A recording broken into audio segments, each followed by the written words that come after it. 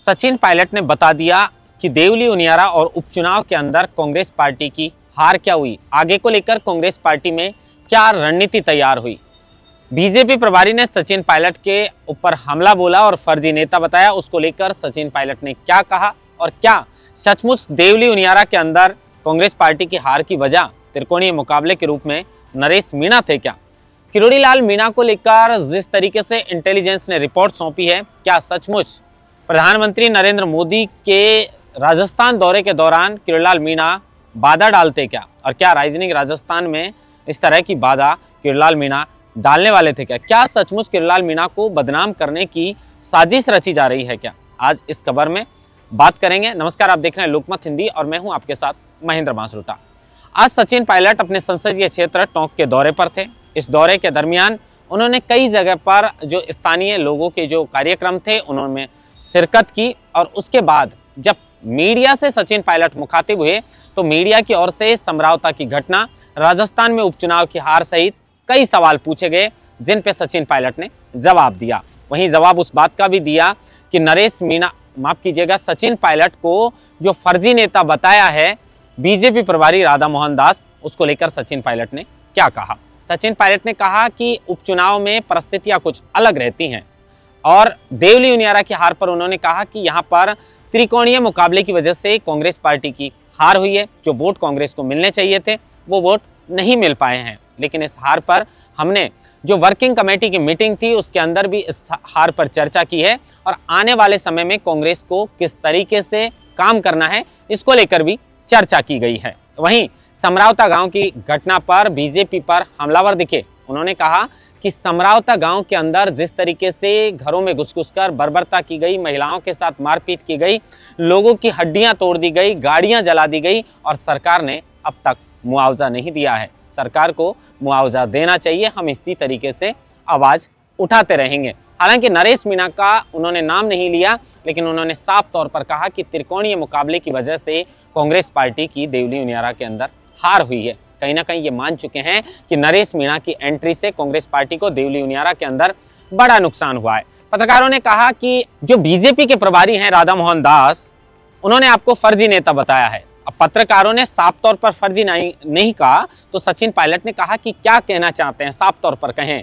तो उन्होंने कहा कि आपको लेकर इस तरह की बात बीजेपी प्रभारी ने की है।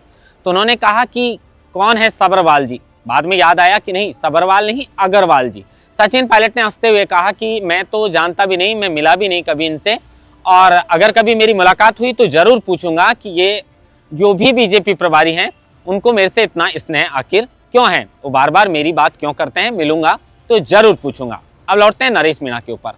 जिस तरीके से सचिन पायलट ने बात की है कि देवली उनियारा के अंदर कांग्रेस की हार की बड़ी वजह यह भी रही है कि यहाँ पर त्रिकोणीय मुकाबला था। खैर कई वजह होती हैं, लेकिन एक मेन कारण यह भी था क्योंकि नरेश मीणा की एंट्री के बाद कांग्रेस पार्टी के वोट कटे हैं। राजेंद्र गुर्जर जो बीजेपी से खड़े हुए थे उनके वोट एक तरफा हुए, जबकि जो कस्तूरचंद मीणा को कांग्रेस पार्टी ने मैदान में उतारा और नरेश मीणा ने निर्दलीय ताल ठोकी, इससे कहीं ना कहीं जो कांग्रेस पार्टी है उसके वोट नरेश मीणा ने काटे हैं, और इसी की वजह से कहीं ना कहीं कांग्रेस पार्टी को देवली उनियारा के अंदर हार का सामना करना पड़ा है। अब बात करेंगे कैबिनेट मंत्री किरोड़ी लाल मीणा को लेकर। किरोड़ी लाल मीणा का अंदाज कल रात से आप जिस तरह देख रहे हैं कि किस तरीके से 2013 के भी कई उनके वीडियो जो है वो वायरल होते हैं, कई बार बाबा किसी के ऊपर भड़क जाते हैं, वो वीडियो वायरल होते हैं।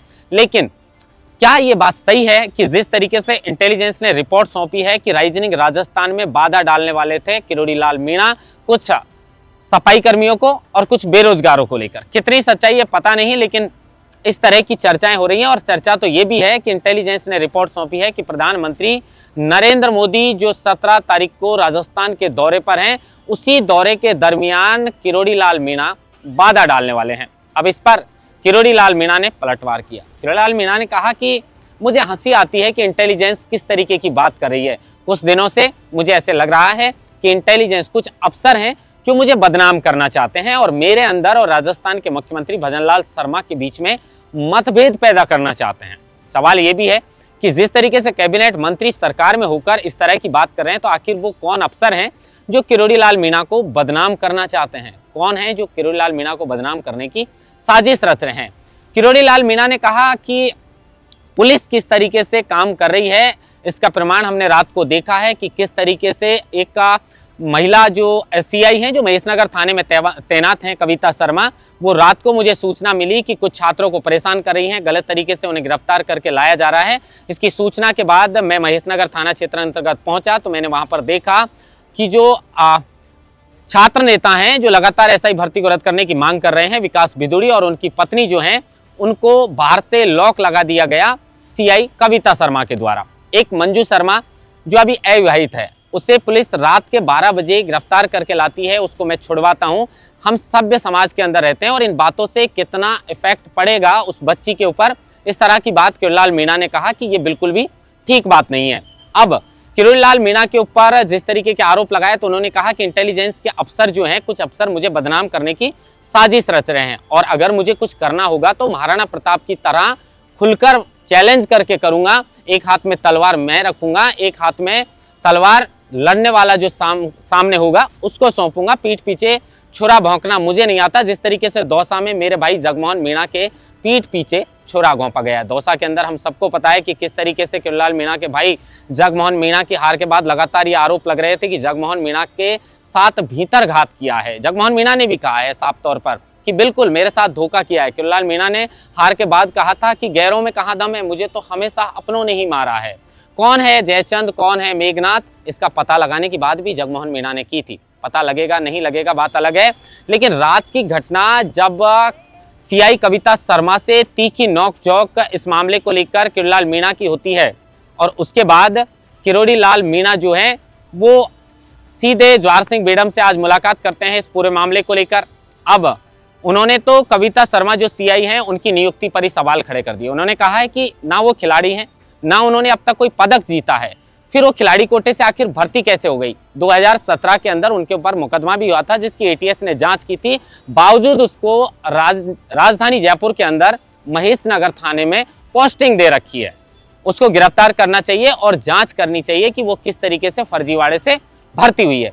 अब किरोड़ीलाल मीणा लगातार अपनी आवाज को बुलंद कर रहे हैं, इस तरीके के सवाल उठा रहे हैं, लेकिन दूसरी तरफ सरकार के अफसर और इंटेलिजेंस कहती है कि किरोड़ीलाल मीणा तो सफाई कर्मियों को लेकर और कुछ बेरोजगारों को लेकर राजनीतिक राजस्थान और प्रधानमंत्री के दौरे में बाधा डालना चाहते हैं। तो किरोड़ीलाल मीणा ने तो कहा है कि मुझे तो हंसी आती है कि इस तरीके से इंटेलिजेंस जो है वो कैसे रिपोर्ट सौंप सकती है। खैर इंतजार रहेगा इस बात का कि क्या सचमुच जिस तरीके के आरोप किरोड़ीलाल मीणा के ऊपर इंटेलिजेंस की तरफ से लगाए गए हैं, इनमें कितनी सच्चाई है और आने वाले समय में किरोड़ीलाल मीणा जिस तरीके से तीखे तेवर उनके नजर आते हैं, आरोप किरोड़ीलाल मीणा के ऊपर लगाए गए हैं, तो इसको लेकर किरोड़ीलाल मीणा क्या कुछ कदम उठाते हैं। महेंद्र बांसुटा, लोकमत हिंदी, जयपुर।